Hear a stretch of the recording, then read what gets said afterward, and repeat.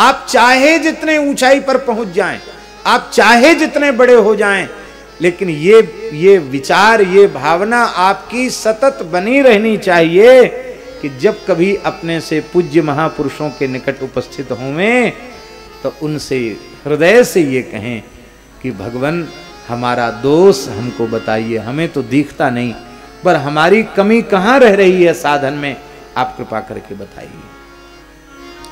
आज वर्तमान की परिस्थिति ऐसी है कि सबको प्रशंसा प्रिय है, अपनी कमी किसी को प्रिय नहीं है। यहां तक कि अच्छे पिताजी वे ही माने जाएंगे जो बेटा की खूब बढ़ाई करें।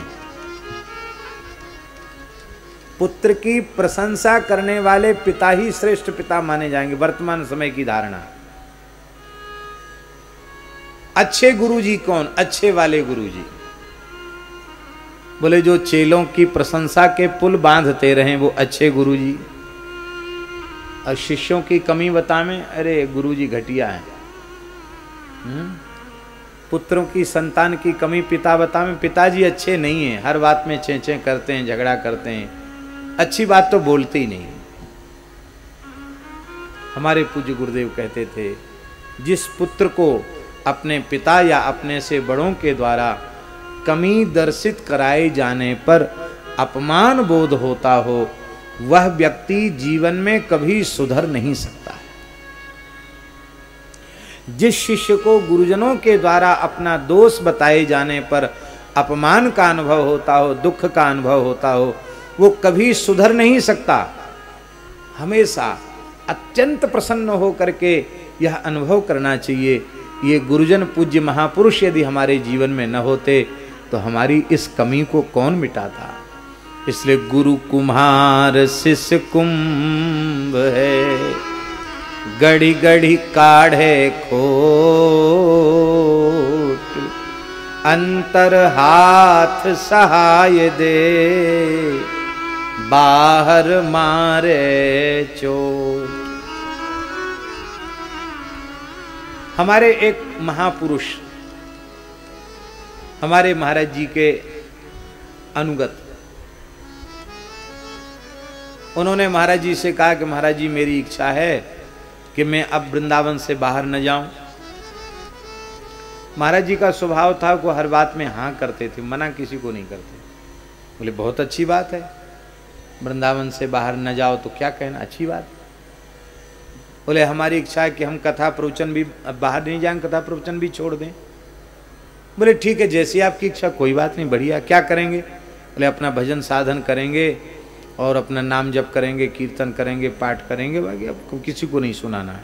बहुत अच्छी बात है। किसी भी परिस्थिति में वृंदावन नहीं छोड़ेंगे। बोले बहुत अच्छी बात। बहुत ध्यान से सुने, वे बड़े ईमानदारी से लग गए। झाल बजा के कीर्तन भी 1 घंटा करते थे, कमरा बंद करके कीर्तन करके नाचते भी थे, माला भी लाख लाख नाम जप भी करते थे, और ठाकुर सालिग्राम जी रखे थे उस समय, सालिग्राम जी की सेवा भी सुबेरे से लेके रात तक उनका सारा समय बंधा हुआ साधन में। एक घटना ऐसी घटी कि एक बालक, वो बात ये थी कि जहां वो रहते थे धाम में, वहीं उनका घर था, माने पिता माता परिवार वहीं था। तो उनका एक भाई का लड़का वो बहुत बीमार हो गया। अब उसके भतीजे के प्रति उनका प्रेम था, भतीजे का चाचा जी के प्रति और चाचा जी का भतीजे के प्रति प्रेम। उसको ब्लड कैंसर हो गया। अब उसका इलाज मुंबई में ले जाना पड़ा और दिल्ली ले जाना पड़ा। अब उसके मोह के कारण इनका धाम छूट गया, जाना पड़ा। बच्चा रो रहा था, ये चलेंगे तो चलेंगे, चलो। लोगों ने कहा नहीं नहीं आप तो जाना ही चाहिए, तो चले गए। खैर भगवान की दया हुई, बहुत इलाज हुआ, बच्चा ठीक हो गया।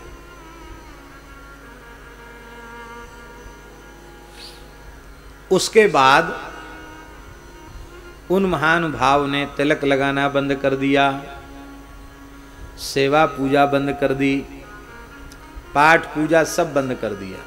अब बोले कोई भगवान भगवान नहीं है, कोई गुरु संत कुछ नहीं है, न कोई भगवान है।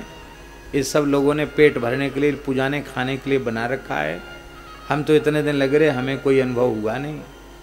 और देखो हम इतनी निष्ठा लेकर बैठे थे, पर देखो कहाँ थे, कहाँ पहुँच गए, क्या हालत हो गई। धाम भी छूटा, जाना पड़ा, ये हुआ वो हुआ। लोगों ने कहा महाराज जी वो तो ऐसे ऐसे हो गए, अब तो एकदम नास्तिकता की बातें करते हैं। महाराज जी सुनते रहे सुनते रहे सुनते रहे। एक दिन उनके मन में करुणा का उदय हुआ, दास भी साथ में था। महाराज जी पधारे, शायद महीना 1.5 महीना 2 महीना हो गया होगा, सब छोड़े हुए, तिलांजलि दिए हुए।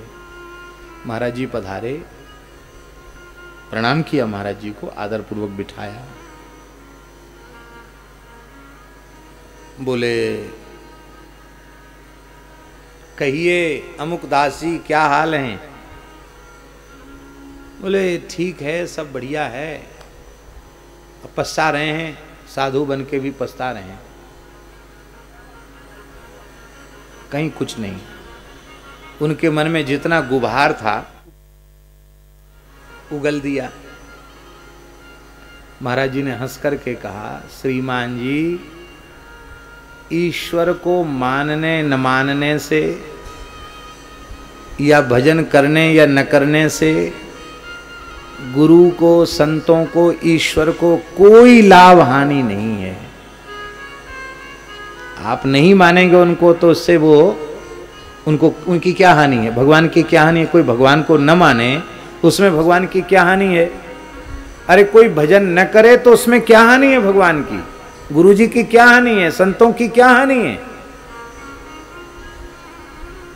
भजन न करके हानि अपनी है, उपासना न करके हानि अपनी है। मान लो एक अंश में हमने तुम्हारी बात मान ली कि ब्रह्म भगवान नहीं है, और फिर भी भगवान को मानकर किसी ने सत्य का पालन, सदाचार का पालन किया, दूसरों को पीड़ा देने से वह बचा, उसके जीवन में सद्गुण आए, तो लाभ तो मिला ना उसको। भले ही एक अंश में मान लो ईश्वर नहीं है, नास्तिक का पक्ष मान लो, पर ईश्वर के अस्तित्व को मानकर, परलोक और पुनर्जन्म के अस्तित्व को मानकर यदि हमारे जीवन में दिव्य गुणों का अवतरण हुआ, विकास हुआ, तो हमको लाभ हुआ कि नहीं हुआ? और ईश्वर तो है ही। क्यों ईश्वर है? बोले इसलिए है कि नैयायिक लोग कहते हैं ना हमारे न्याय शास्त्र में कि छित्यं कुरादि कर्तृजन्यं कार्यत्वात् घटवत्। छिति माने धरती, अंकुर आदि ये सब किसी न किसी कर्ता के बनाए हुए हैं। कैसे? बोले घटवत्। एक मिट्टी के घड़े को देखकर अनुमान हो जाता है कि इस घड़े को बनाने वाला कोई न कोई कुलाल अवश्य है, कुंभकार अवश्य है। कपालद्वय संयोग से घड़ा नहीं बन सकता। यद्यपि मिट्टी को सान कर, जल को मिला करके, चाक पर रख करके, अपने आप तो घड़ा नहीं बन सकता नहीं मिट्टी से। बनाने वाले ने मिट्टी को साना, उपादान द्रव्य इकट्ठे किए, चाक रखा, घुमाया, फिर बनाया, फिर पकाया, तब घड़ा बना। तो बिना बनाए एक घड़ा नहीं बन सकता, तो बिना बनाए यह विलक्षण सृष्टि कैसे बन गई? इस विलक्षण सृष्टि को जो बनाने वाला है उसी का नाम परमात्मा है। तो तुम्हारे भजन करने से न करने से न तो वो दुबले पतले हो रहे हैं, न वो मोटे तगड़े हो रहे हैं, तुम्हारा अपना लाभ है। तो परमात्मा तो है, नित्य है, सत्य है, सनातन है, वह तो है ही, इसमें किसी प्रकार का संदेह नहीं है। और वह है ऐसा मान करके जो भजन साधन करता है उसको लाभ मिलता है। ऐसा महाराज जी समझाया कि उसी दिन से उन साधक का फिर से भजन आरंभ हो गया। तो हमारे कहने का आशय यह है कि हमें अपने जीवन में न्यूनता अपनी देखनी है। महाराज जी ने कहा उनको, महाराज जी ने कहा कि कब बिहारी जी ने आपसे कहा कि भतीजे के मोह में आप छोड़ के वृंदावन से चले जाओ बंबई? भगवान ने कहा तुमको? भगवान ने तो नहीं कहा। तो भगवान पे दोष क्यों मढ़ रहे हो? यदि तुम्हारी निष्ठा होती धाम में तो कहते प्राण भले ही निकल जाए पर धाम से नहीं जाएंगे। तो तुम्हारी निष्ठा होती तो हो सकता है ऐसा चमत्कार हो जाता कि बिना वहां गए वो ठीक हो जाता। लेकिन अपनी निष्ठा में कमी हमें दिखाई नहीं पड़ती है और दोष हम भगवान को देते हैं। काल ही कर्म ही ईश्वर ही मिथ्या दोष लगाए।